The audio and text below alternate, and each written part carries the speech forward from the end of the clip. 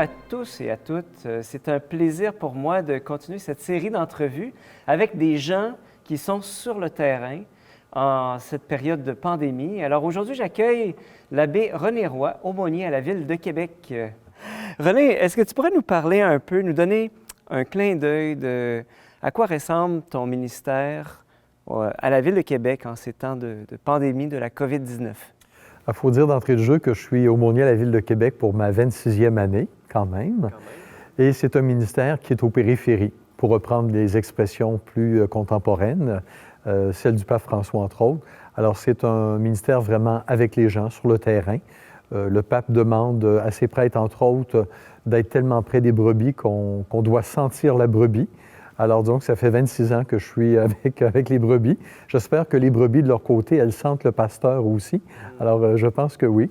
Et c'est un ministère d'accompagnement, d'accueil. Il y a beaucoup de différents comités, un peu comme dans les paroisses, au niveau de l'éthique, les valeurs organisationnelles et autres. Donc, un travail de terrain dans ce qu'ils vivent. Je connais leur famille, je connais les proches des employés. Et il y a aussi, pour les gens qui le demandent, la célébration des baptêmes, de funérailles, de mariages également. Alors, c'est un ministère très, très, très diversifié, mais qui, dans la situation actuelle, prend une couleur bien particulière. Quand on parle de la Ville de Québec, les différents secteurs professionnels, à quoi ça peut ressembler? Alors, la Ville de Québec, c'est autour de 6 000 employés. Moi, j'ai connu l'avant-fusion de 2002, où on est à peu près 2 500. Alors maintenant, c'est beaucoup plus considérable. Alors, mon travail se situe principalement au niveau des services d'urgence, police, pompiers, sécurité civile, mais j'accueille aussi toute demande de tous les autres employés qui me connaissent au fil des années, le bouche à oreille. Et j'imagine qu'en ce contexte-là de la pandémie de la COVID-19, les choses doivent se transformer quand même pour ton ministère. À quoi ça peut ressembler ces temps-ci? Il y a un ministère qui se poursuit, celui d'accompagnement, d'accueil des gens qui demandent de l'accompagnement à leur aumônier. Il y en a toujours beaucoup, ça se poursuit, parce qu'au-delà de la COVID, des gens continuent à vivre des situations de toutes sortes. Il y a des personnes dont leurs proches sont malades, mais pas nécessairement de la COVID. Il y a des gens qui sont plus ou moins bien sur le plan personnel, sur le plan de leur travail, et qui viennent ou qui demandent à l'aumônier de les accompagner. C'est un service qui leur est offert. Alors ça se poursuit. Mais en période de pandémie, Dominique, à la Ville de Québec, je pense que beaucoup d'employés ont fait multiples autres tâches que ce pourquoi on a été employé à la Ville de Québec. Alors donc, on doit combler des besoins. La priorité, c'est le service à la population actuellement, tout en prenant soin, bien sûr, de nos employés. C'est une priorité également. L'autre priorité, c'est le service aux citoyens. Le niveau municipal, c'est le niveau le plus près des gens. Et pour la population, c'est le premier niveau auquel ils vont faire appel, aussi leurs députés, bien sûr, mais pour avoir des services, et entre autres en temps de pandémie. Alors, René Roy, aumônier à la Ville de Québec, quelle est l'implication de la Ville de Québec auprès des organismes communautaires? Alors, l'implication de la Ville auprès de ces organismes, c'est un gros travail d'équipe, c'est colossal. Je voudrais juste souligner 3 aspects brièvement.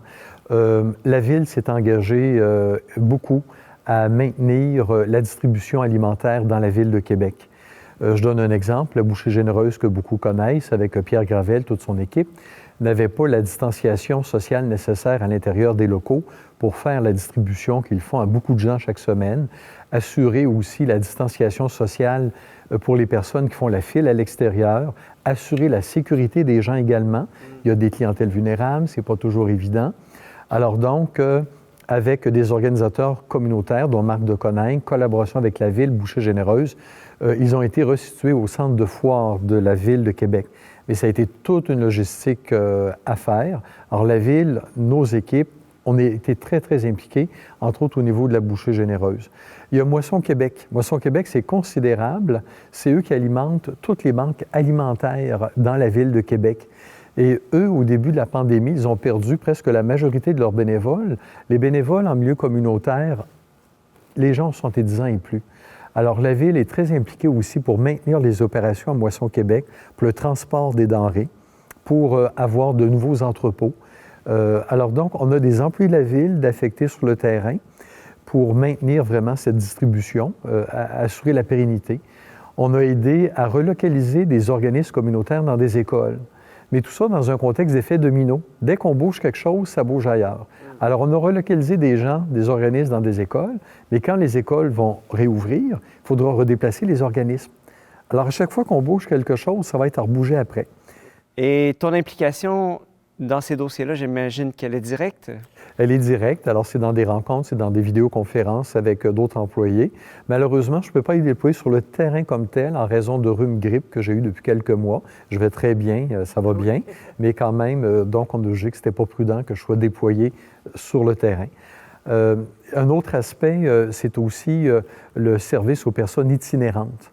Alors donc, toute l'organisation qui a été faite, c'est en collaboration avec la Ville, avec beaucoup d'organismes, pour les personnes itinérantes qui ont des symptômes de rhume, de grippe ou de COVID non diagnostiqués encore, donc de les loger à l'Armée du Salut.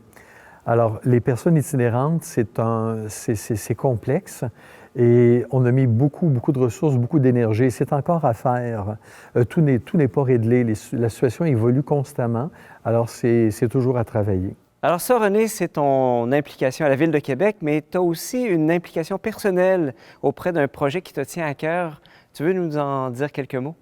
Le projet Lune, c'est un petit local, un petit logis d'accueil sur Notre-Dame-des-Anges au centre-ville de Québec qui existe depuis quelques années, qui accueille de manière inconditionnelle les filles de la rue, donc les prostituées, les junkies, transgenres, LGBT+. C'est ouvert de 18h le soir jusqu'au lendemain midi. Donc, c'est fermé l'après-midi habituellement.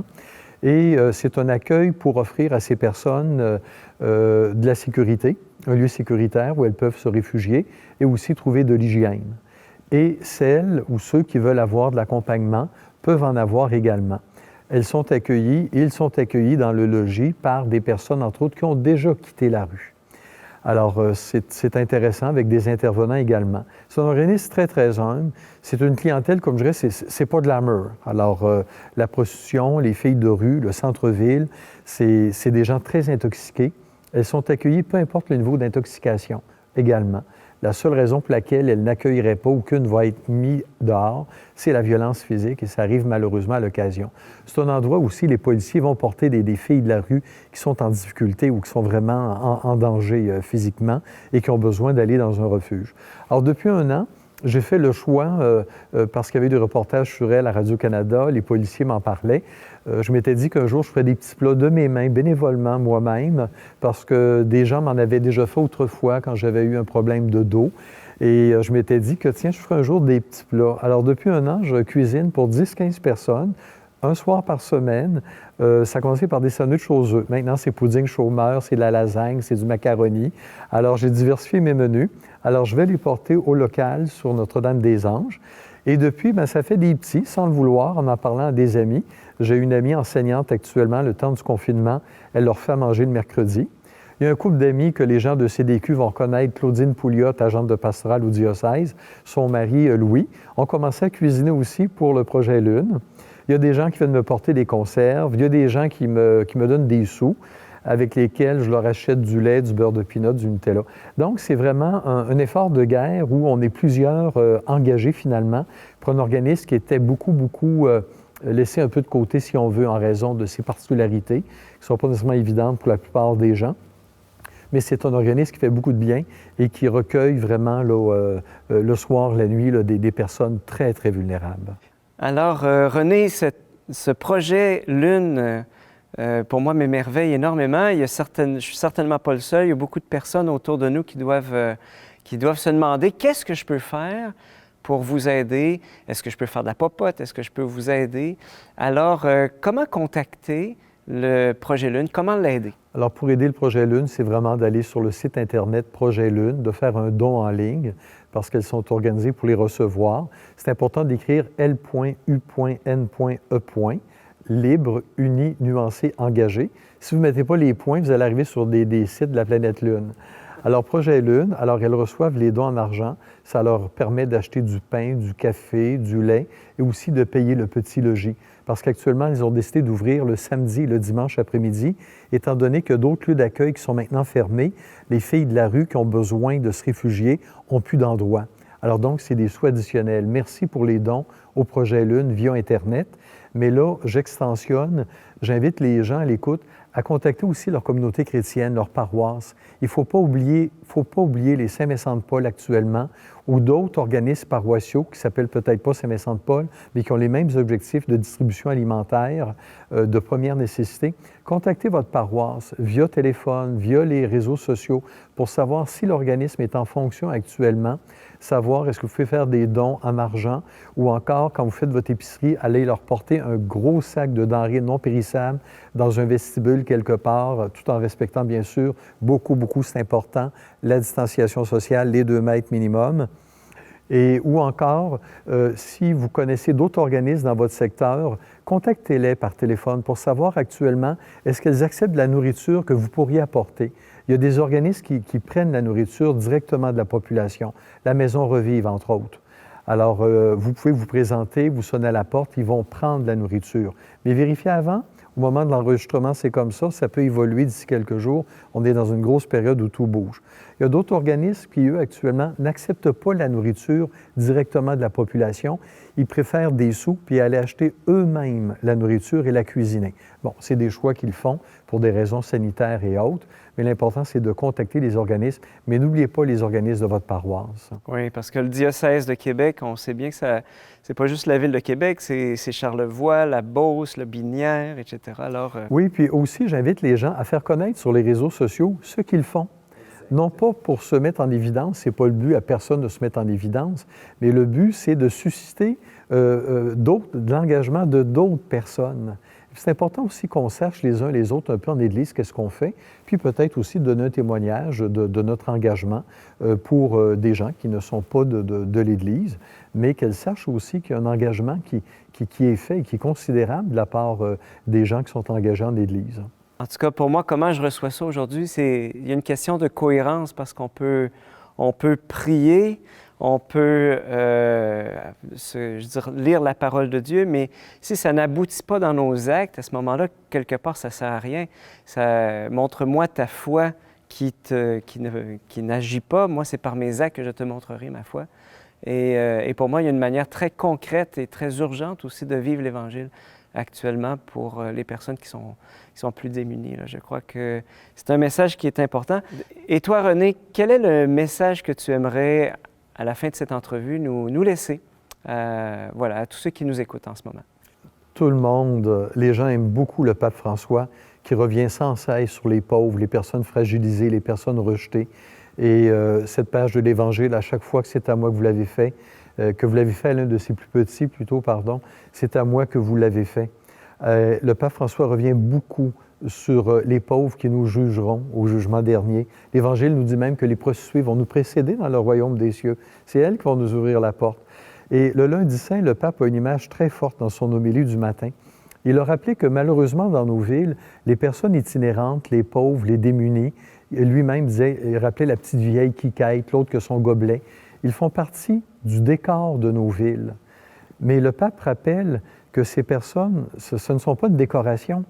D'ailleurs, quand arrivent des grands événements internationaux qui vont se tenir dans une ville, qui sont les premiers chassés des centres-villes? C'est les pauvres, c'est les personnes fragilisées. Alors, ce n'est pas des décorations, sinon on les garderait, on les mettrait au premier plan. Ben non, on les enlève tout de suite.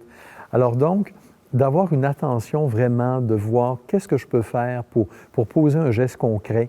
Et tout ça nourri par la prière. Il y a peut-être des gens qui n'ont pas le moyen de le faire, ou soit les sous, le moyen plus concret de faire quelque chose pour différentes raisons. L'important, c'est de rester unis dans la prière pour nourrir l'engagement de chacun envers le prochain. Alors, les deux sont indissociables. Moi, mon engagement se nourrit dans la prière à chaque jour, à chaque instant. En même temps, ma prière me propulse vers les autres dans la mesure de mes capacités, de ce que je peux faire. Mais oui, les gens fragiles, les gens affectés par la pandémie, et ça met encore plus en évidence les gens qui sont démunis. Quand on se promène au centre-ville de Québec, ce qu'on voit actuellement, c'est la misère qui erre. Il n'y a plus rien qui se passe au centre-ville. Il n'y a plus d'autobus, il n'y a plus de foule, il n'y a plus rien. Dès que tu te promènes, et moi je dois y aller en raison de mon travail avec les employés de la ville, puis quand je vais livrer au projet Lune, entre autres, c'est les personnes, c'est la misère qui erre dans les rues. C'est triste. Et donc, non, ces gens-là ne sont pas des décorations. C'est des signes de Dieu qui nous amènent à aller à leur rencontre et à faire tout ce qu'on peut faire ensemble. Et il y a beaucoup de gens quand même qui s'impliquent. Il faut dire qu'il y a le besoin qui est là, mais il faut souligner quand même qu'il y a beaucoup de gens, beaucoup d'organismes, et aussi bien sûr la Ville de Québec, les gouvernements. Il y a beaucoup d'efforts de déployer, mais ça demeure encore il y a encore un défi de coordination dans tout ça à poursuivre. Oui, dans un temps aussi où est-ce que le confinement, la peur, à un moment donné, ça peut amener tranquillement au repli sur soi, mais voilà, il y a quand même, on peut faire quelque chose, on peut faire la différence. Puis je pense que toute la coordination, tu sais, quand on a accueilli les consignes gouvernementales, on a vu une sorte de grande unité nationale, tu sais, pour la mise en place des normes sanitaires. Je me dis, on peut retrouver cette même coordination dans l'aide et l'amour du prochain. Dans cette perspective, il faut rappeler qu'il y a au moins 2500 personnes de la région qui se sont portées volontaires, qui ont donné leur nom pour faire du bénévolat. Les gens peuvent continuer à donner leur nom en composant le 211 ou encore aller sur le site du gouvernement, bénévole.ca, je m'engage.ca ou bénévole.ca. Vous allez aboutir tous au même endroit. Alors, 211, puis les sites gouvernementaux, c'est géré par la même équipe qui voit à orienter les bénévoles là où il y a des besoins. Et là, c'est intéressant. Il y a des gens qui se découvrent vraiment une vocation de bénévole. D'autres, en arrivant sur le terrain, découvrent que, trouvent ça un petit peu plus difficile, plus engageant, sont confrontés à des réalités parfois difficiles. Mais c'est un travail d'équipe. Mais en même temps, avec ses hauts et ses défis, je donne un défi, entre autres. Nous, à la Ville, on contacte des bénévoles, on essaie de coordonner. On se fait des contacts, on appelle ça le réseautage. Alors, dans tel organisme, on fait affaire avec telle personne. Le lendemain, on rappelle au même endroit.